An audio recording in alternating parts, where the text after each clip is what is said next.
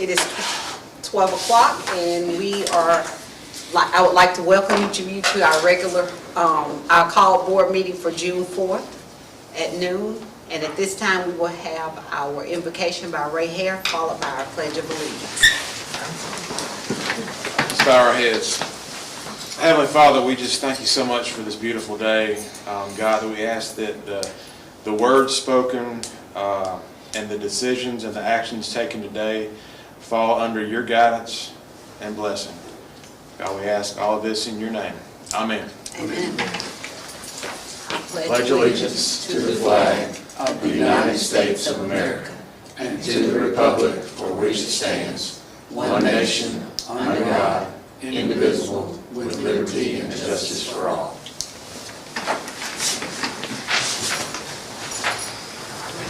At this time, could I have a motion to approve the agenda? Motion. Is there a second? Second. It's been moved and seconded that we approve the agenda as printed. All in favor, let it be known by aye. Aye. Opposed, the same sound. Ayes have it, motion carries. At this time, could I get a motion to approve the minutes of the May 12th board meeting? Motion to approve. Is there a second?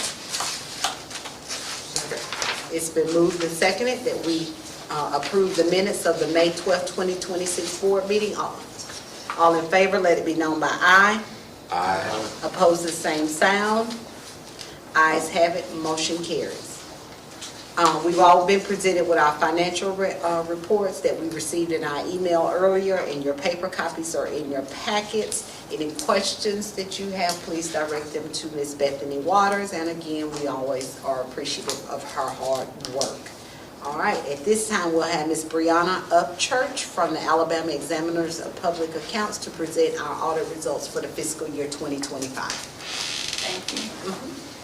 In accordance with the provisions of Act Number 2006-196, Act of Alabama, Code of Alabama, 1975, Section 13A, 73E, commonly referred to as the School Fiscal Accountability Act, I'm here on behalf of the State of Alabama Department of Examiners of Public Accounts to present our audit report on the Randolph County Board of Education covering the period of October 1st, 2024 through September 30th, 2025. The financial statement audit report and the single audit of federal awards audit reports were both released on May 22nd, 2026. We conducted our audit in accordance with generally accepted auditing standards and government auditing standards for the purpose of rendering an opinion on the financial statements and to determine whether the board complied with applicable laws and regulations. We also conducted an audit of the board's federal financial assistance programs in accordance with those same standards and the requirements of Title II U.S. Code of Federal Regulations, Part 200, Uniform Administrative Requirements, Cost Principles, and Audit Requirements for Federal Awards, also known as the Uniform Guidance.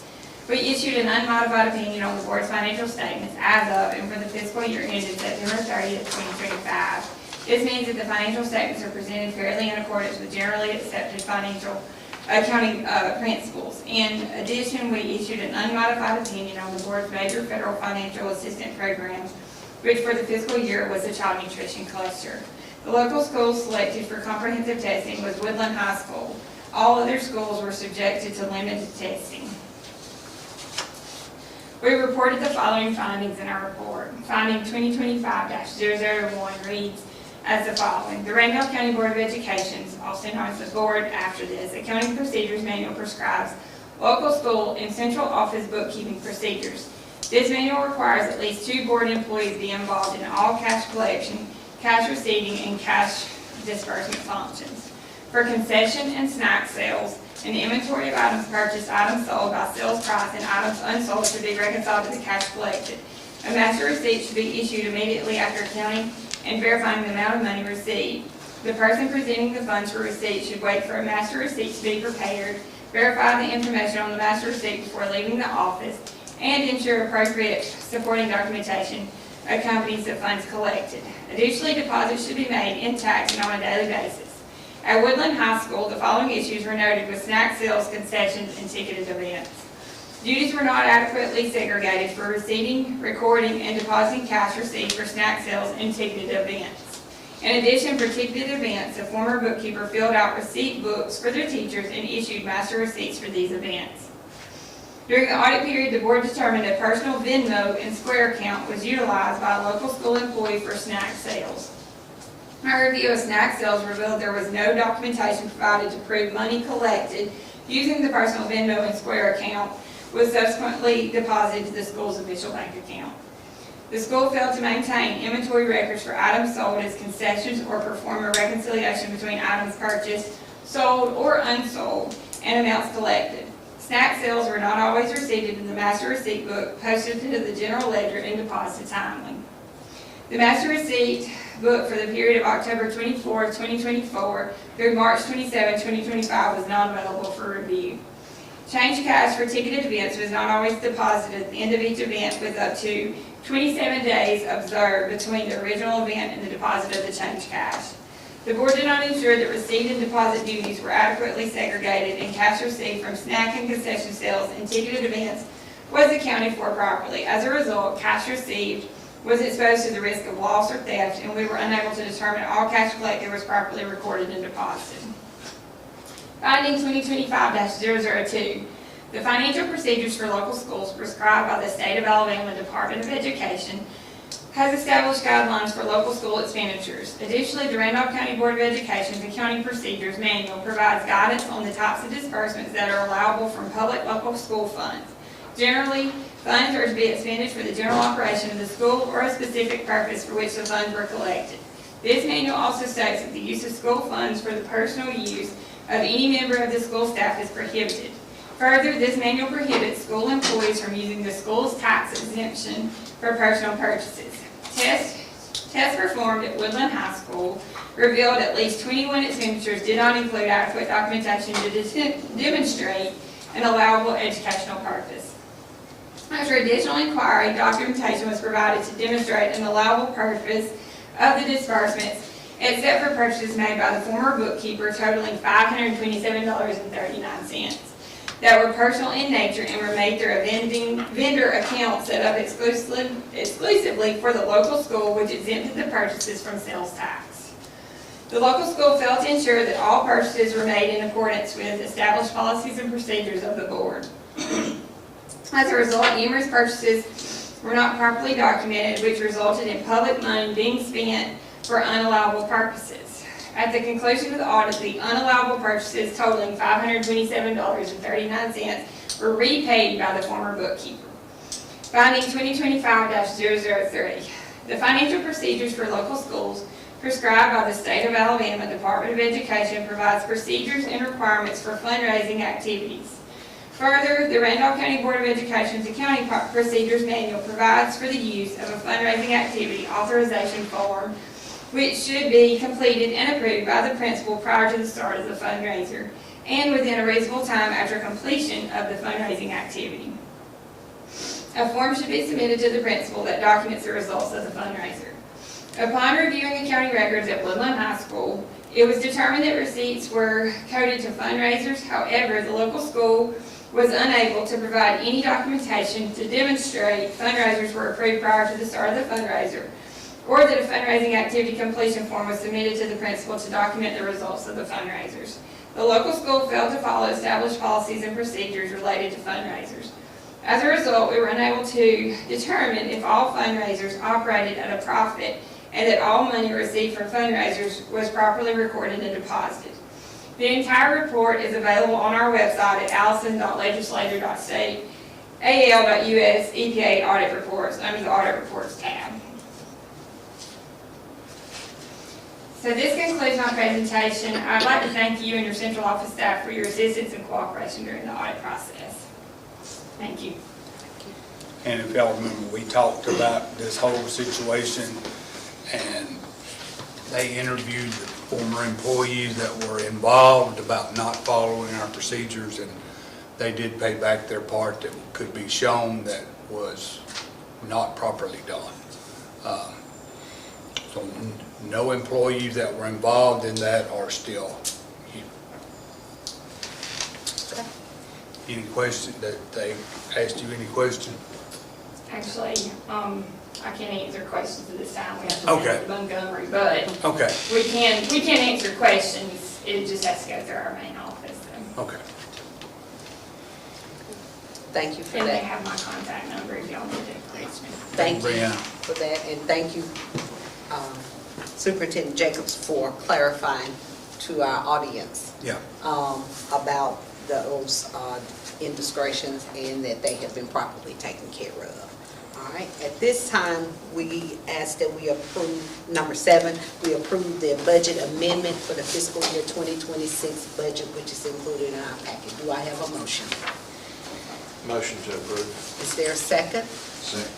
It's been moved and seconded that we approve the budget amendment as printed. All in favor, let it be known by aye.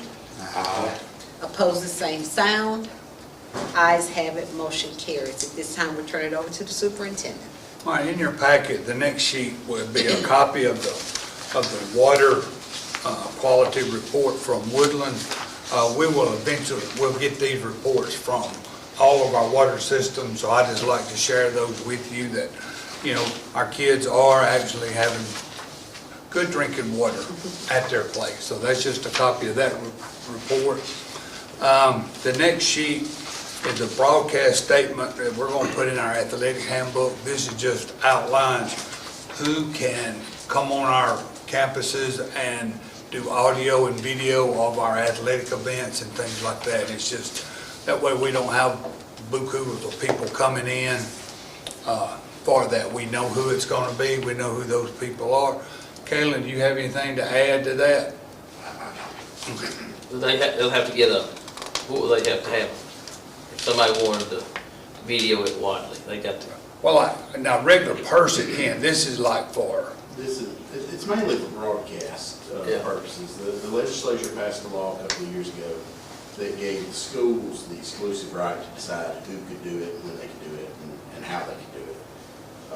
So is it verbal, or is it permission, or is it like you get to have? they would something? have to have permission. They're gonna have to have permission. If they're planning to broadcast it, they'll have to have permission. Yeah, I mean, there was one that showed up at Wadley a few years ago, and he did really good. He's awesome. Everybody liked it, put it on Facebook, and now he's doing it for Chambers Academy.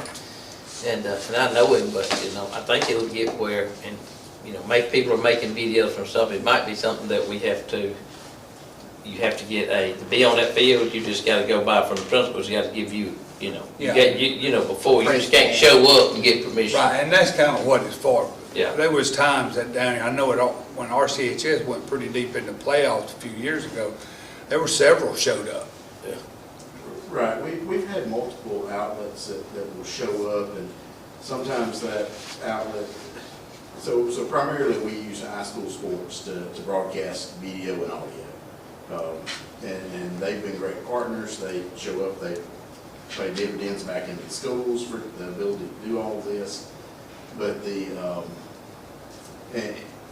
so in the past, we've had some that show up and they just take over the press box, and they will take over the sidelines, and they'll park a trailer under the place, and they'll start broadcasting free on Facebook everywhere you look.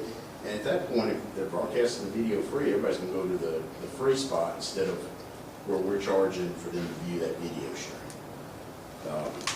So that's kind of been one of the rubs. And also, we've had issues where people have showed up to broadcast that video, and they really are not putting us in a good light at all.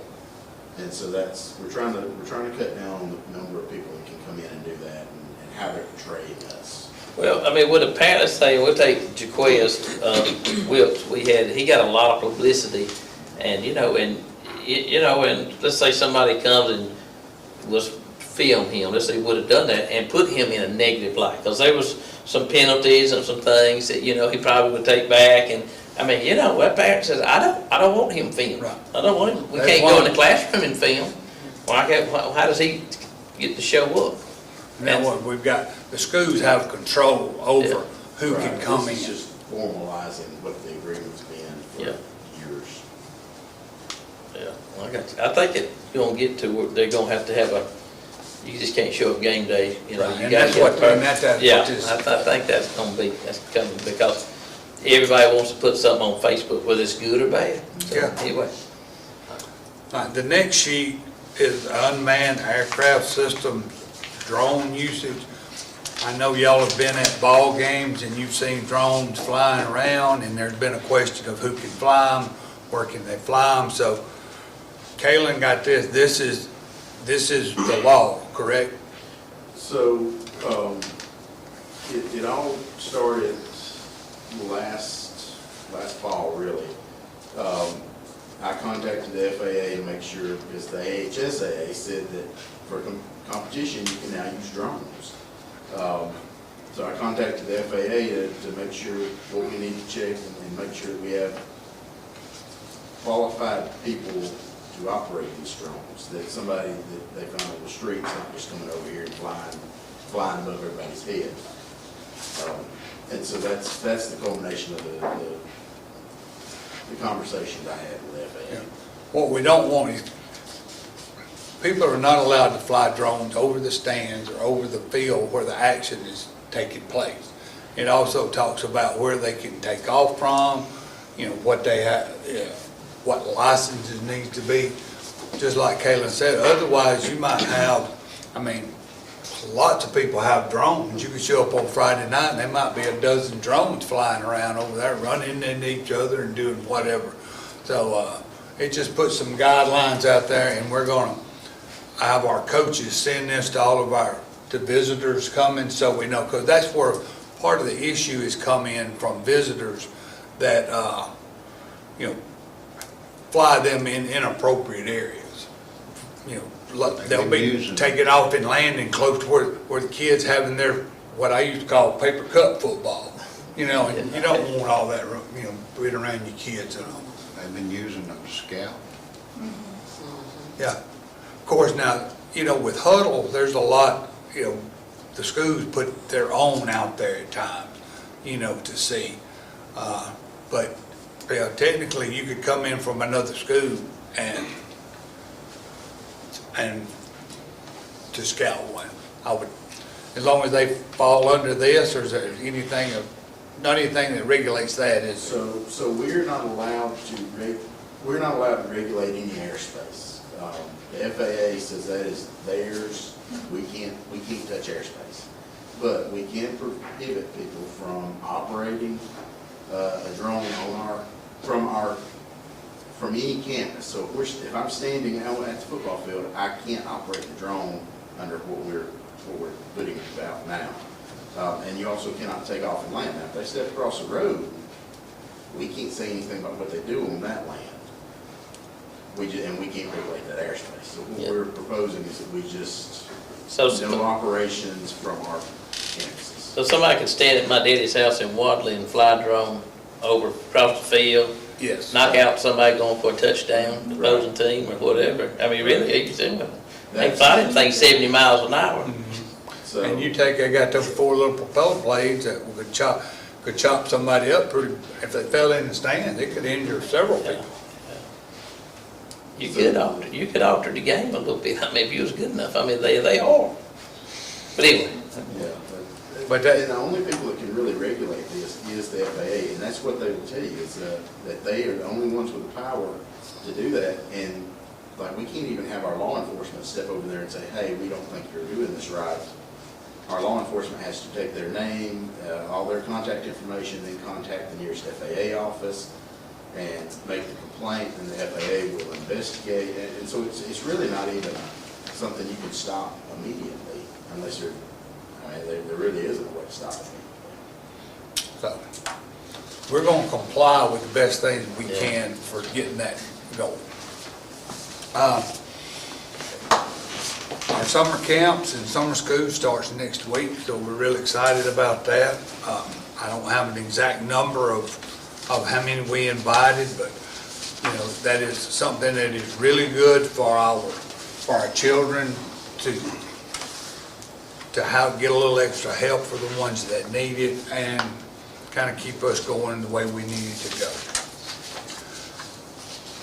Number 9, moving down, I'd like to recommend to approve the supplemental bus driver duties job description, and that's where our employees list the guidelines for them to be able to drive. A regular teacher could drive a regular route or something. We've heard the recommendation of the superintendent. Do I have a motion to approve? Motion. Is there a second? Second. It's been moved and seconded that we approve the supplemental bus driver duties job description. All in favor, let it be known by aye. Aye. Opposed, the same sound. Ayes have it, motion carries. Number 10, I recommend to allow the Randolph County Cooperative Extension use of a bus to transport Randolph County 4-H students to Columbiana, Alabama for 4-H camp, June 10th through the 12th, 2026. The extension service will provide the bus driver and reimburse for mileage. And this is something we've done for many, many years, and it really helps the 4-H kids to be able to get there for a very, very good camp. Okay. We've heard the motion of the superintendent. Do I have a motion? We've heard the recommendation of the superintendent. Do I have a motion to approve? Motion. And a second. It's been moved and seconded that we approve for the Randolph County Cooperative Extension to use the buses to transport 4-H students to Columbiana. All in favor, let it be known by aye. Aye. Opposed, the same sound. Ayes have it, motion carries. Number,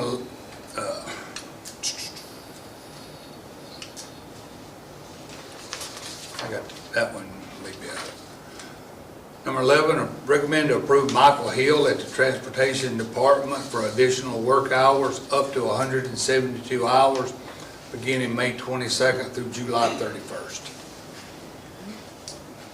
We've heard the recommendation of the superintendent. Do I have a motion to approve? Motion. Is there a second? Second. It's been moved and seconded that we approve the additional work hours for Michael Hill at the Transportation Department. All in favor, let it be known by aye. Aye. Opposed, the same sound.